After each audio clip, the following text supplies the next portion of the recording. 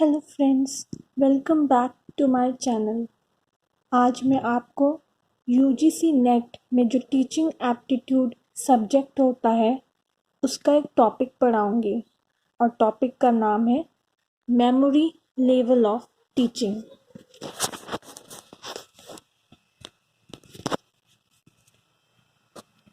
Memory level of teaching. तो क्या है मेमोरी लेवल ऑफ टीचिंग? हम शुरू करते हैं। The first level of teaching is memory level teaching. It is also called thoughtless teaching.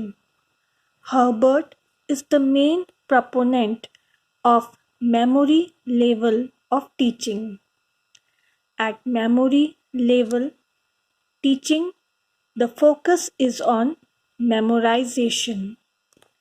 It is usually used in lower classes.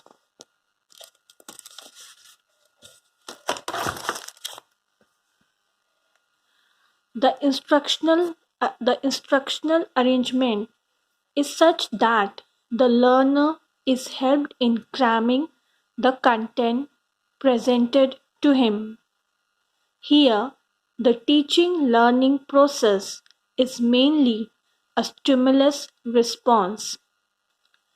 The famous educationist Wordsworth says, memory is the direct use of what is learned. In this level, emphasis is laid down on the presentation of the facts and informations and its cramping.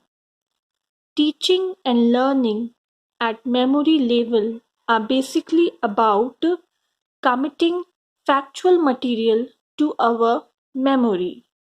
It has three major aspects: learning of the material, retention of the material, reproduction of the material as and when required.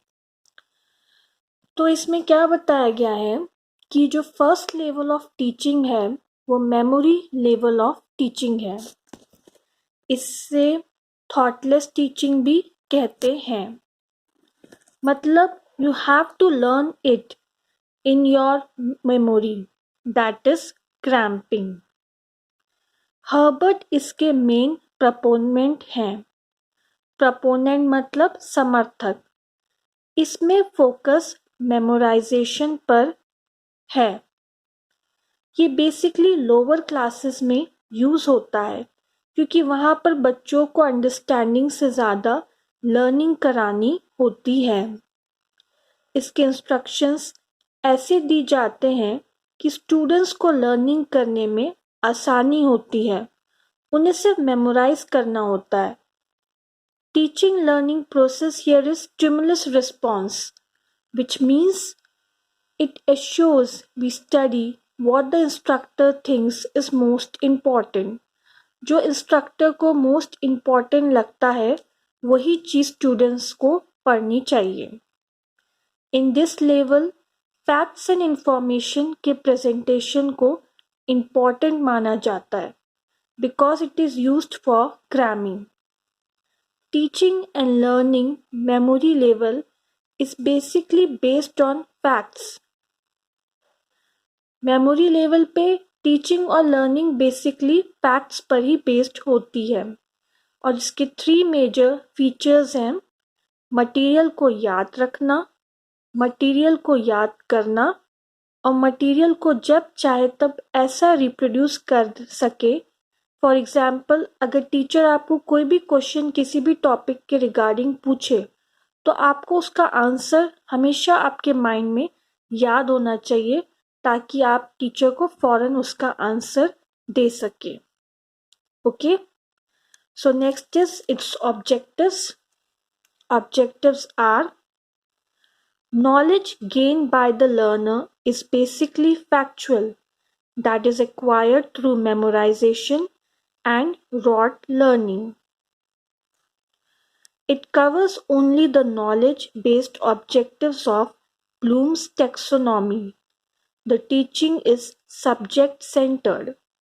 Simple, memorable things are taught to students. The subject material is well organized and simple in nature. The knowledge delivered is definite, structured and observable. तो memory level के जो objectives हैं वो क्या हैं? First is, जो learner knowledge gain करता है वो फैक्ट्स पर आधारित होता है जो हमें मेमोराइजेशन और रिपीटेशन के थ्रू अचीव होता है. Okay, the objectives of this level, मतलब ये जो नॉलेज जो हम मेमोरी लेवल पे गेन करते हैं ये बेसिकली ब्लूम टैक्सोनॉमी मॉडल पर बेस्ड होती है. ब्लूम टैक्सोनॉमी मॉडल क्या है? वो एक लर्निंग टीचिंग प्रोसेस का एक लर्निंग टीचिंग प्रोसेस है जिसमें जो एजुकेशनल लर्निंग है उसको हम 2 पार्ट्स में क्लासिफाई करते हैं. एक है कॉम्प्लेक्सिटी और दूसरा है स्पेसिफिसिटी. मैं आपको यहाँ पर इसके डिटेल में नहीं बताना है मुझे. मैं आपको ये टॉपिक अलग से इसके लिए पूरा लेक्चर प्रोवाइड कराऊंगी. अभी फ़िलहाल हम इसको जस्ट, क्योंकि ये जो मेमोरी लेवल है इस मॉडल पे बेस्ड है इसलिए यहाँ पे हमने इस मॉडल का नाम रेफर किया है, that is Bloom's taxonomy. Third point is, यहाँ पर टीचिंग सब्जेक्ट पर बेस्ड होती है. फोर्थ पॉइंट इज, जो इजीली स्टूडेंट्स लर्न कर पाए वही पढ़ाया जाता है. Fifth point is, subject material is well organised and easy to learn. And sixth point is, the knowledge delivered is true and it is based on facts. Okay, so next is structure.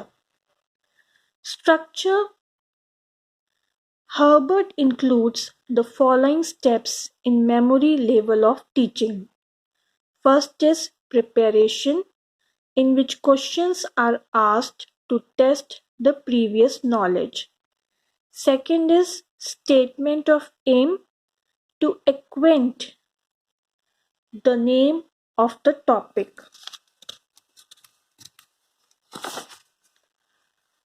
Third is presentation, stimulating the mental activity.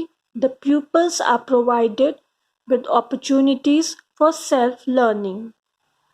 Fourth is association. Mutual relationship is established among facts, events, and experts by comparison. Fifth is generalization. Principles and laws are formulated for the future life situation. Sixth is application. New learned knowledge is used in new situation. So structure में क्या है? Structure में Herbert ने जो है following steps जो हैं include किए हैं. First is preparation. इसमें क्वेश्चंस पूछते हैं प्रीवियस नॉलेज को टेस्ट करने के लिए. Second is statement of aim, to know the name of the topic. Third is presentation, motivating mental activity. Students को स्टडी मटेरियल एंड एक्टिविटीज कराई जाती हैं फॉर सेल्फ लर्निंग. एसोसिएशन में क्या है? कंपैरिजन. कंपैरिजन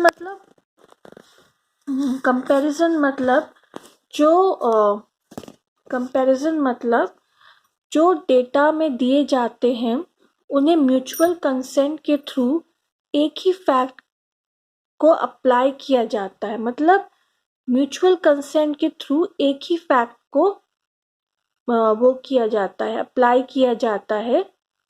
भले ही डेटाज में बहुत सारे फिगर्स दिए होते हैं, कंपैरिजंस दिए होते हैं, पर म्यूचुअल कंसेंट के थ्रू एक ही फैक्ट को अप्लाई किया जाता है.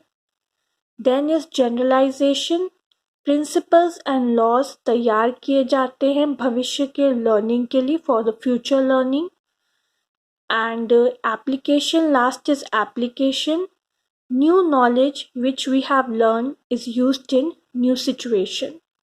जो भी नॉलेज हम लर्न करते हैं उसे हर नई सिचुएशन पे अप्लाई किया जाता है. Next is psychological basis. So, according to Jean Piaget, memory level is meant for starters. The learners are at pre-operational level of cognitive development in the school. They cannot operate upon abstract concepts. As per their mental development, they can learn simple concepts without analyzing their true meaning and nature. Pavlov and Skinner advocated the conditioning theory that underlies the concept that correct response made by the individuals is strengthened by reinforcement to retain the learned subject matter longer and to facilitate ease in further learning. The concept of Pavlov classical conditioning considers the mechanical process as is applied at memory level teaching. Correct learning by the student is awarded and retained for future use. So, इस topic में क्या बताया है? Gene पेगेट के अनुसार memory level of teaching is meant for beginners, that is, lower classes. It begins at age 2 and lasts until approximately 7. The learners are at pre-operational level of cognitive development in the school. They cannot operate on general ideas. वो simple concept learn कर सकते हैं without analyzing their true meaning and nature, क्योंकि उसको याद करना आसान होता है. जब हम 2 साल से लेकर 7 साल के बीच में होते हैं तो हमारे लिए सिंपल कॉन्सेप्ट ही लर्न करना इजी होता है. पैवलोव और स्किनर ने कंडीशनिंग सिद्धांत की वकालत की, जो इस अवधारणा को रेखांकित करता है कि व्यक्तियों द्वारा की गई सही प्रतिक्रिया को सुदृढ़ीकरण द्वारा मजबूत किया जाता है ताकि सीखे गए विषय को लंबे समय तक बनाए रखा जा सके और आगे सीखने में आसानी भी हो सके. According to Pavlov classical conditioning, यांत्रिक प्रक्रिया यानी कि that is mechanical process is applied at memory level of teaching. मतलब क्या है इसका मतलब है कि छात्र द्वारा सही शिक्षा प्रदान की जाती है और भविष्य में उपयोग के लिए बरकरार रखी जाती है. इसका मतलब है correct learning by the student is awarded and retained for future use. Okay, so the next topic is teaching method.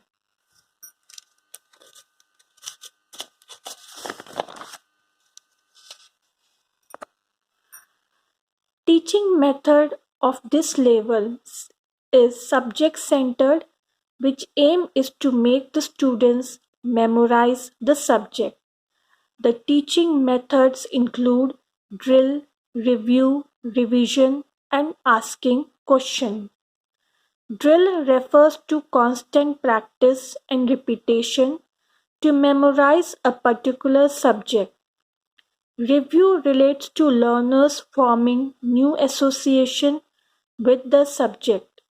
Next step is revising the concept, and asking question is used to examine whether objectives are achieved or not.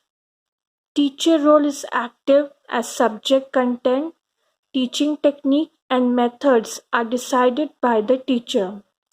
Learner role is passive. Teaching equipments include teaching aids like audio-visual aids, models, chart, maps, picture, TV, radio, etc. So teaching method में क्या है teaching method is subject सेंट्रेड, मतलब विषय पर केंद्रित होता है। ये विषय केंद्रित होता है जिसका उद्देश्य छात्रों को विषय को याद रखना है। ओके। शिक्षण विधियों में ड्रिल, समीक्षा और प्रश्न पूछना शामिल है। ड्रिल किसी विशेष विषय को याद करने के लिए निरंतर अभ्यास और दोहराव को संदर्भित करता है। समीक्षा विषय के साथ नए जुड़ाव बनाने वाले शिक्षार्थियों से संबंधित है। अगला कदम अवधारणाओं को संशोधित करना है और प्रश्न पूछने का उपयोग ये जांचने के लिए किया जाता है कि उद्देश्य प्राप्त हुए हैं या नहीं। विषय सामग्री के रूप में शिक्षक की भूमिका सक्रिय है। शिक्षण तकनीक और तरीके शिक्षक द्वारा तय किए जाते हैं। शिक्षार्थी की भूमिका निष्क्रिय है, यानी कि passive.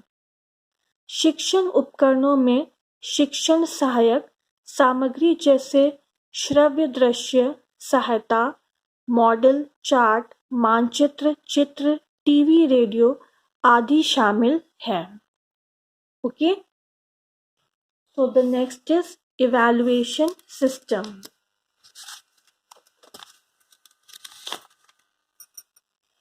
The evaluation system mainly includes both essay and objective type question.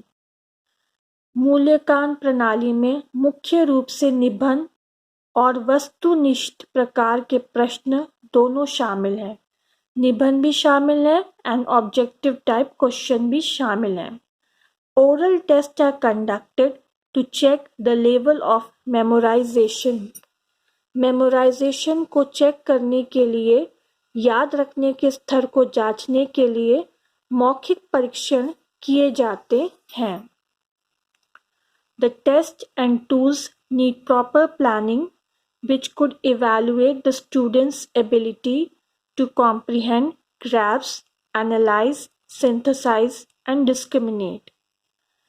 परीक्षणों और उपकरणों के लिए उचित योजना की आवश्यकता होती है जो छात्रों को समझने, विश्लेषण करने, सुशलित करने और भेदभाव करने की क्षमता का मूल्यांकन कर सके। Fill up, matching, short answer, MCQ, recall type, and recognition are some examples of evaluation system. Fill up है, मैचिंग है, शॉर्ट आंसर्स है, MCQ है, रिकॉल टाइप और रिकग्निशन कुछ उदाहरण है इवैल्यूएशन सिस्टम के। Last topic in memory level of teaching is suggestion. Suggestion में क्या है? The teaching material should progress from simple to complex. जो शिक्षण सामग्री है वो सरल से जटिल की ओर बढ़नी चाहिए। The teaching material should be objective and useful. शिक्षण सामग्री वस्तुनिष्ठ और उपयोगी होनी चाहिए। Teaching ads should be adequate and parts of the content should be integrated and well sequenced. शिक्षण सहायक सामग्री पर्याप्त होनी चाहिए और सामग्री के कुछ हिस्सों को एकीकृत और अच्छी तरह से अनुक्रमित किया जाना चाहिए। There should be scope for continuous reinforcement during the course of instruction. निर्देश के दौरान निरंतर सुदृढ़ीकरण की गुजारिश होनी चाहिए। Systematic and organized way of presentation of subject matter should be there. विषय वस्तु की प्रस्तुति का व्यवस्थित और संगठित तरीका होना चाहिए। सो गाइस, ये था टॉपिक हमारा मेमोरी लेवल ऑफ टीचिंग का। नेक्स्ट क्लास में हम नए टॉपिक के साथ आएंगे। तब तक के लिए बाय।